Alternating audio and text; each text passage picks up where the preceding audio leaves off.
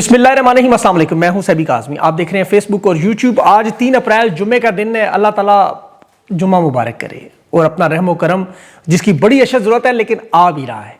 ताज़ा तरीन अपडेट्स आपके सामने रखता हूँ, फिर उनकी तफसील और तज्जिया दूँगा। ईरानी फतूहात का सिलसिला तेज़ हो गया। इसराइल की कमर टूट गई। बड़े बड़े सबूत।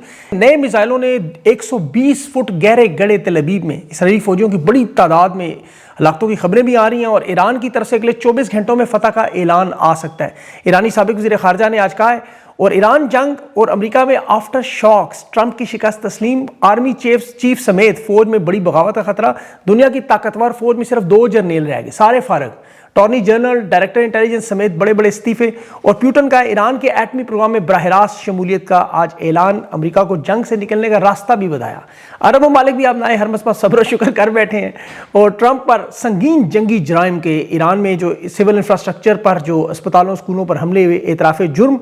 और पाकिस्तान में हाइब्रिड रजीम ने गरीब मुकाओ मुहिम शुरू कर दी। मशहूर ज़माना खान का जुमला, मैं बर्दाश्त कर लूँगा, तुम क्या करोगे, इस वक्त वायरल हो रहा है। पेट्रोल स्कैंडल पाकिस्तान की तारीख का सबसे बड़ा और ख़तरनाक स्कैंडल। ये ज़रा गौर से सुनना है आपने। बिजली गैस में क्या होने जा रहा है। और खान की रिहाई का आखिरी मौका आ गया है। सुहेल अफरीदी किश्तियाँ जलाने का फैसला है।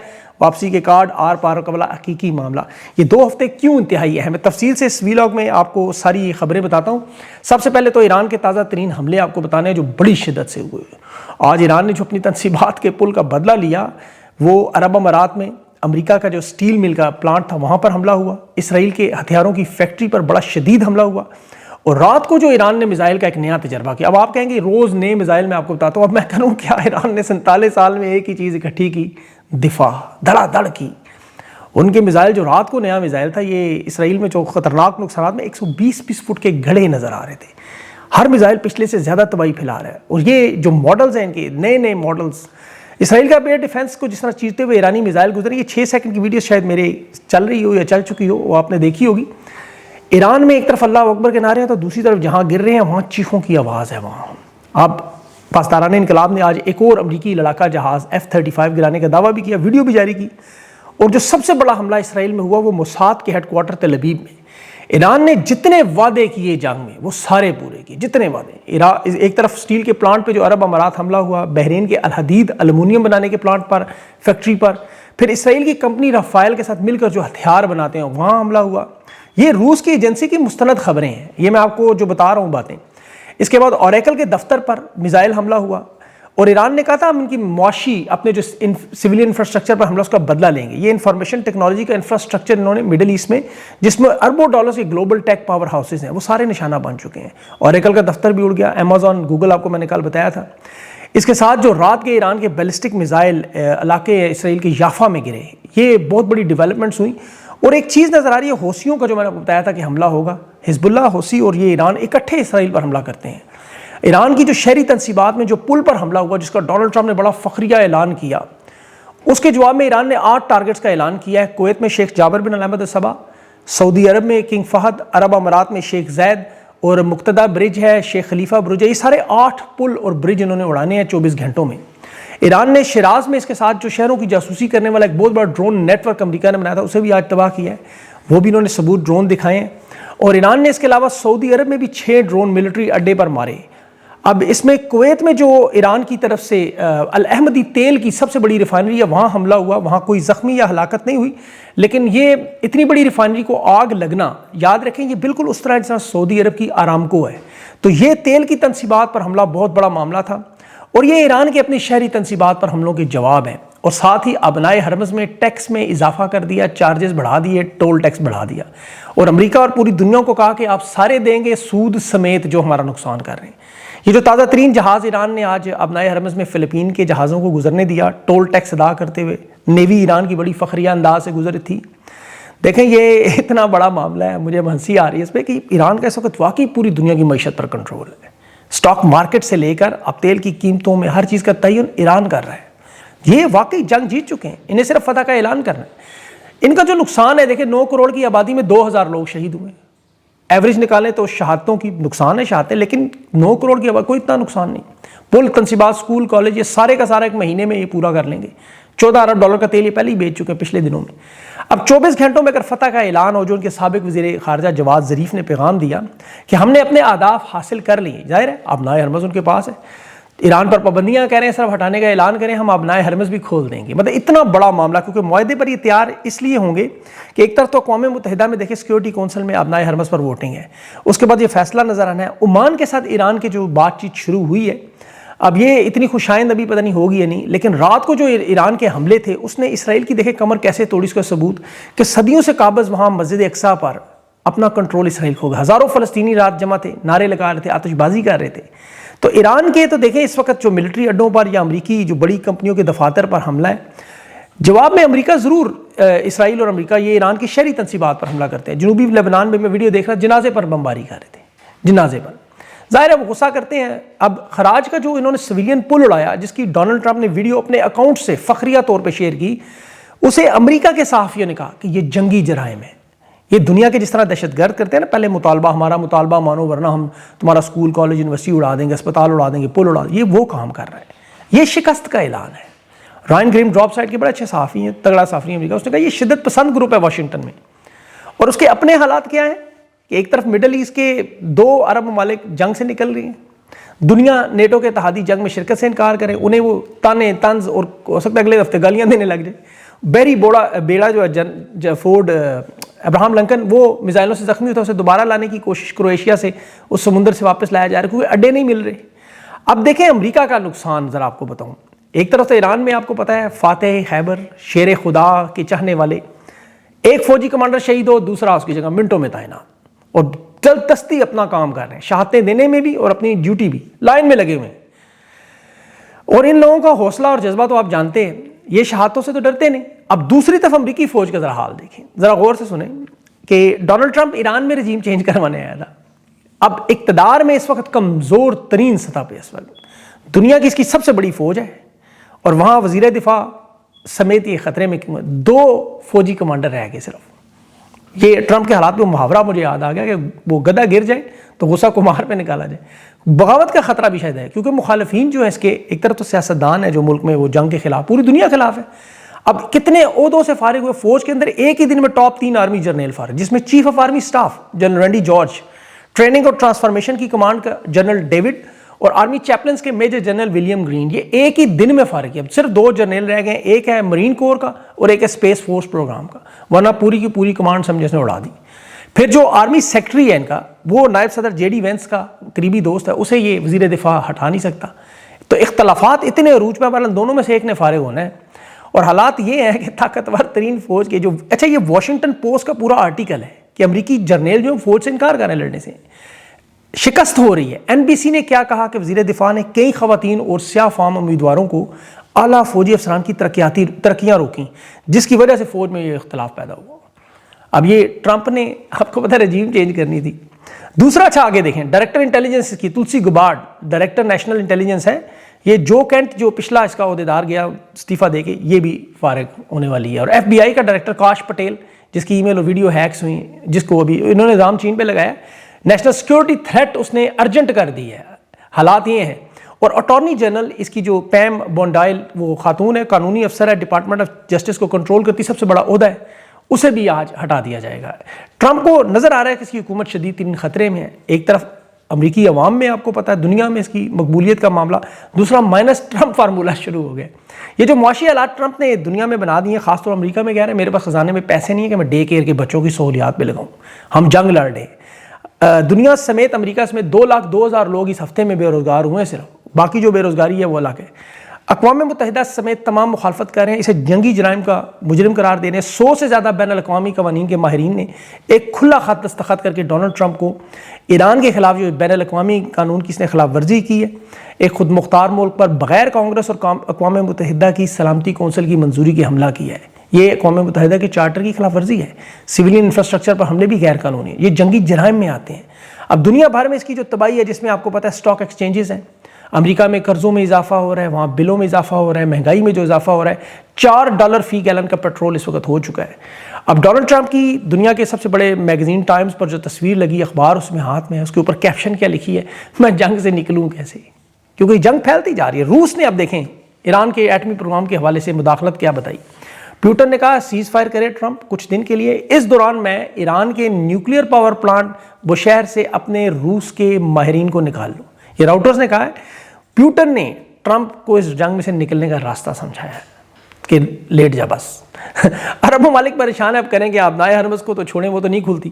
اب وہ سعودی عرب کی طرح بحیرہ احمر اور عمان فجیرہ بندرگاہ سے تیل کی پائپ لائنیں بچھانے لگیں. ویسے تو یہ 5 سے 20 ارب ڈالر کا منصوبہ ہے، 1 سے 2 سال لگنے ہیں ہزاروں کلومیٹر لمبی پائپ لائن بچھانا، پھر اوپر سے ڈرون اور میزائل حملوں کا خطرہ.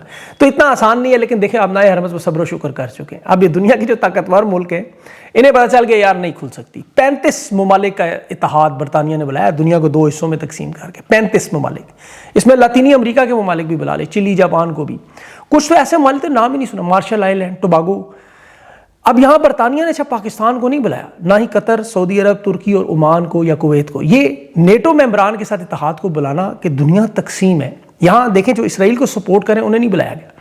جو پیٹرو ڈالر کو چھوڑ کے پیٹرو یوان یعنی چین کی کرنسی کو تسلیم کرنے لگے، آبنائے ہرمز پہ ٹیکس دینے کے لیے تیار ہیں، انہیں بلایا گیا کہ آبنائے ہرمز ایسے نہیں کھلے گی، مان لو ایران کی.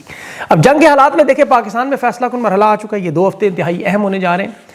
دیکھیں جو معاشی تباہی کا جو سلسلہ شروع ہونے والا ہے، یہ پاکستان کی تاریخ میں پیٹرول کا سکینڈل، یہ سکینڈل ہے، میں آپ کو بتانے لگا ہوں، غور سے سنیے گا. یہ جو پیٹرول پمپوں کے سامنے آپ لائنیں لگا کر کھڑے ہیں، یہ آپ کو ضرورت نہیں ہے. جاتی عمرہ پنڈی اب آپ کا سفر ہے، اسلام آباد سفر ہے پرامن. یہ جو شہباز شریف آپ کو بتا رہے ہیں نا کہ پیٹرول میں مہنگائی کی وجہ ایران کی جنگ ہے، یہ سب سے بڑا جھوٹ ہے. آبنائے ہرمز پاکستان کے لیے کھلی ہوئی ہے. پاکستان کے پاس اتنے جہاز نہیں جتنے ایران تیل دے رہا ہے.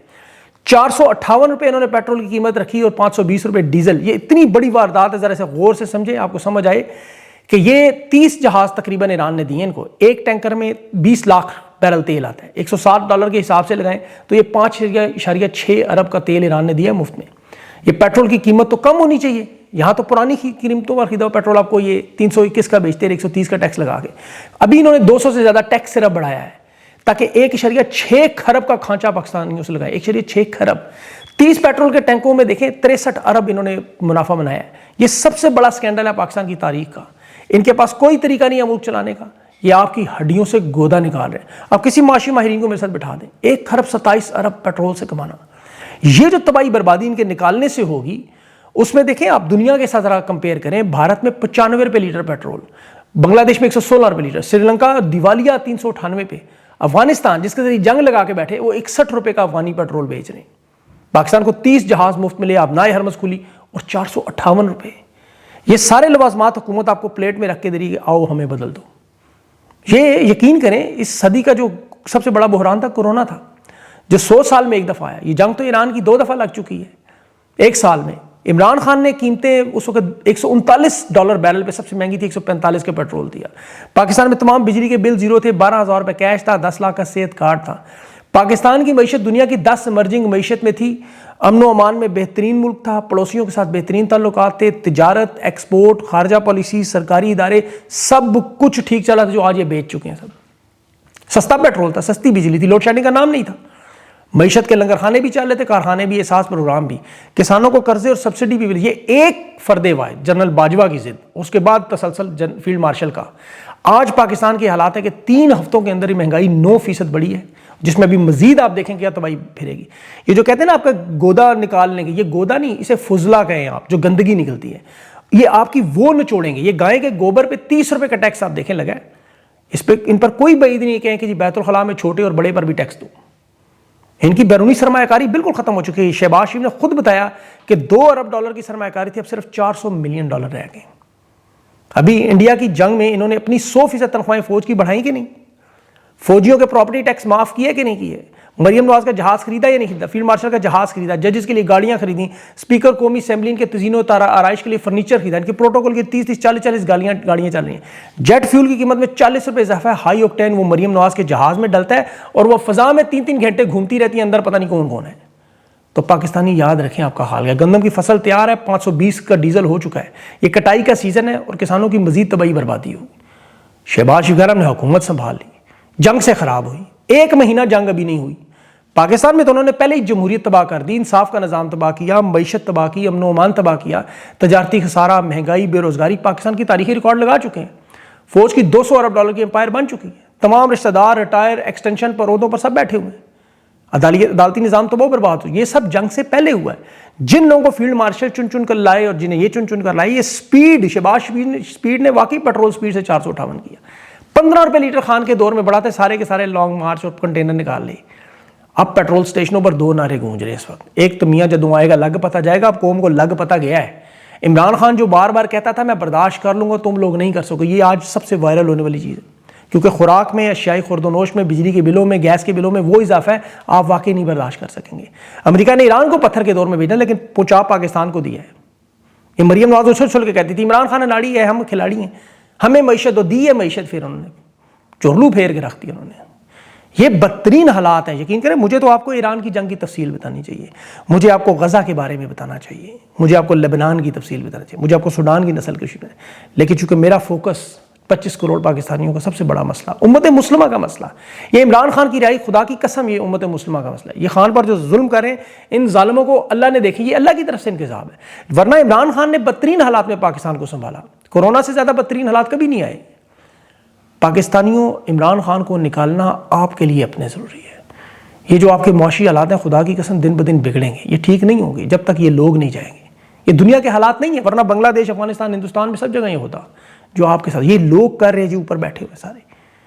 تحریک انصاف عمران خان کی رہائی کے لیے دیکھیں 2 دن پاکستانیوں کو بلا رہی ہے, 2 دن. ایک 7 تاریخ کو ڈیالہ جیل, دوسرا 9 تاریخ کو لیاقت باغ. آپ اپنے بچوں کا سوچیں, آپ لوگ واقعی نہیں برداشت کر سکیں, یہ حقیقت ہے. عوام کو پرامن انداز میں اتنی تعداد میں نکلیں. یہ امریکہ میں ڈونلڈ ٹرمپ کے خلاف لوگ نکلے تھے 1 کروڑ. آپ لوگ نکلیں آپ کے حالات بدل جائیں گے.